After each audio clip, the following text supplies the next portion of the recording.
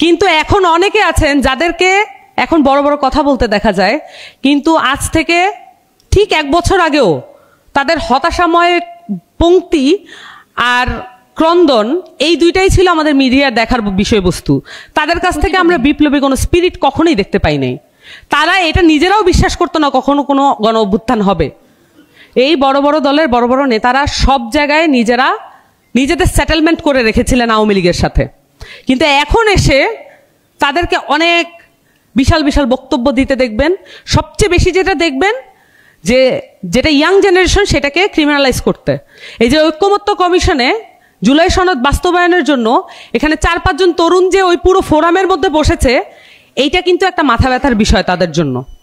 এবং তারা তো এখন 3 বছরের কথা বলেন, কিন্তু আমরা আমাদের যতদিন জীবন, আপনারা ভুলে যাবেন না আমাদের শৈশব কৈশোর আমরা পার করেছি ফ্যাসিস্ট আমলে। আমরা শুধুমাত্র আমাদের পুরো কৈশোর এবং আমাদের পুরো ইউনিভার্সিটি লাইফ আমরা স্বপ্ন দেখেছি কিভাবে এই হাসিনা ফ্যাসিস্টকে আমরা কিভাবে হটাবো, এই ফ্যাসিবাদী কাঠামো আমরা কিভাবে পরিবর্তন করব। আমরা হাসিনা তো হটাই না এই জন্য যে আরেকটা ফ্যাসিস্ট এসে তার জায়গা পরিবর্তন করবে। এইটা ভুল করার কোনো কারণ নাই যে একটা পাওয়ার থেকে আরেকটা পাওয়ারে ট্রান্সফার হওয়াই এই গণঅভ্যুত্থানের লক্ষ্য ছিল। এইটা এই জায়গায় নিয়ে যাচ্ছে আমাদের পুরাতন রাজনৈতিক দলগুলো।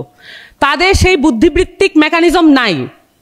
তারা অনেক ভালো করে ঘুম থেকে ওঠেন, ভালো করে ঘুমাতে যান, নিয়ম মতো চলেন, কিন্তু তারপরও তাদের এই বুদ্ধিবৃত্তিক ক্যাপাসিটি নাই এই যে বাংলাদেশকে নতুন একটি সামাজিক এবং রাষ্ট্রীয় কাঠামোর মধ্যে দিয়ে নিয়ে যাওয়া, এই ক্যাপাসিটি তাদের নাই।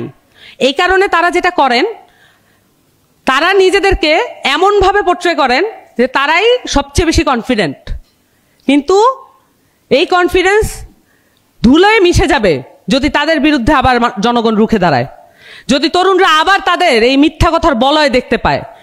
বাংলাদেশে গণঅভ্যুত্থানের পরে মৌলিক কাঠামো পরিবর্তন, গুণগত কাঠামো পরিবর্তনের কোনো লড়াই আমরা করতে পারিনি এখন পর্যন্ত। এটার পিছনে বাধা হয়ে দাঁড়িয়েছে এস্টাবলিশমেন্ট এবং পলিটিক্যাল পার্টিগুলো। তারা এই এস্টাবলিশমেন্টের উপরে নির্ভরশীল। এখন এসে তারা যদি বলেন জুলাই সনদ বাস্তবায়ন করার দরকার নাই, এখন যদি তারা এসে বলেন জুলাই সনদ বাস্তবায়ন আদেশ এটা দিয়ে আমরা সময় ক্ষেপণ করছি, নির্বাচন পেছানোর চেষ্টা করছি, আপনারা কোন ধরনের নির্বাচন চান? আমরা তো জানি এখানে নির্বাচনে কোন ধরনের নেতারা জিতে এসেছে, করাপ্টেড, খুনি, দালাল এবং সেই সাথে রিল খেলাপি, এই হচ্ছে আপনার নেতারা। এবং এদেরকে দিয়েই বাংলাদেশের এই প্রাক্তন পলিটিক্যাল পার্টিগুলো চলছে। এই যদি সিস্টেম থাকে তাহলে আমরা নতুন ধরনের এই পলিটিক্স, নতুন ধরনের আশা, এগুলো আমাদেরকে সীমিত রাখতে হবে। কিন্তু এই জায়গায় আমাদের যে একটা নতুন রাজনৈতিক দল, তাদের যে ফাইটিং এটা আপনারা দেখেছেন, তাদের যে স্ট্রাগল এটা আপনারা দেখেছেন। পুরো ঐক্যমত্য কমিশনে এনসিপি তার যে জায়গাটা এটা সমুন্নত রেখেছে। আমরা শুরুর দিন থেকে এখন পর্যন্ত বলে আসছি গণপরিষদ নির্বাচন হচ্ছে বাংলাদেশকে উত্তরণের একমাত্র পন্থা। সেটাতে তারা ঐক্যমত্য হয়েছেন ঠিকই, কিন্তু লিখতে দেননি আলী রিয়াজকে। এই যে পরিস্থিতি তারা তৈরি করেছেন, তারা ঐক্যমত্য কমিশনে যেমন গুন্ডামি মাস্তানি করেছেন, তারা এলাকায় একইভাবে গুন্ডামি মাস্তানি করেন এবং তারা মনে করেন মাস্তানি করেই এবারের ভোট কালেক্ট করা যাবে। আমি মনে করি না তা। বাংলাদেশের মানুষ, বাংলাদেশের তরুণরা এখন এই 60% তরুণ তাদের ভোটের পাওয়ার এবং ভোটের যে মুভমেন্ট এটার মধ্যে দিয়ে তারা তাদের যে গণঅভ্যুত্থানের ধারাবাহিকতা এটাকে বজায় রাখবে।